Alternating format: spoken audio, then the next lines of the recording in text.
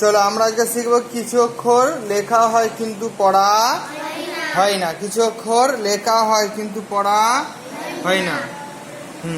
যেমন এখানে কি কি আছে? দাল, ইয়া। ইয়ার উপরে কোনো হারাকাত আছে?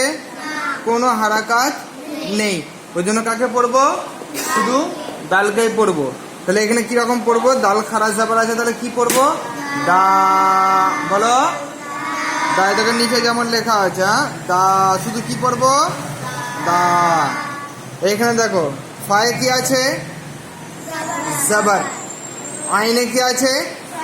সাকিন। তাহলে সাকিন হলো অক্ষর কিভাবে পড়তে হয়? আগের অক্ষরের সাথে মিলিয়ে পড়তে হয়। তাহলে এখানে তো আলিফ আছে, যদি এই আইনটা না থাকতো বা সাকিনটা না থাকতো তাহলে কি হতো? ফা আলিফ মাদ্দা হতো। তো আলিফের পূর্বে যদি জাবার হয় তাহলে আলিফ মাদ্দা হয়ে যেত। কিন্তু কি আছে এখানে? আইনে সাকিন আছে, ওই জন্য আইনটাকে পড়তে হবে। আইনটাকে কার সঙ্গে পড়বো? আগের অক্ষরের সঙ্গে মিলিয়ে।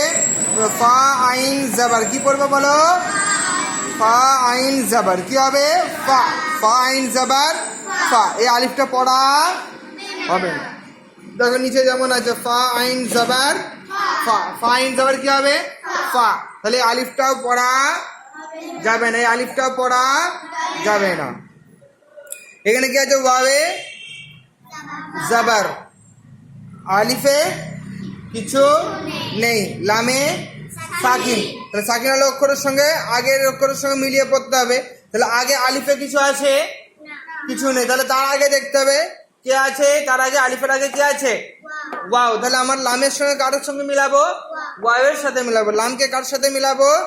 ওয়াওয়ের সাথে মিলাবো। আলিফের সঙ্গে মিলতো যদি আলিফে কোনো হারাকাত থাকতো বা কোনো কিছু যদি থাকতো তবে আলিফের সঙ্গে মিলানো হতো, কিন্তু এখানে আছে নেই। ওই জন্য কি করে পড়তে হবে? আলিফটাকে বাদ দিয়ে পড়তে হবে। মানে আলিফটা লেখা হবে কিন্তু পড়া হবে না। কোরআনের মধ্যে কিন্তু আমার এরকম লেখা থাকবে। কোরআনের মধ্যে কেমন লেখা থাকবে?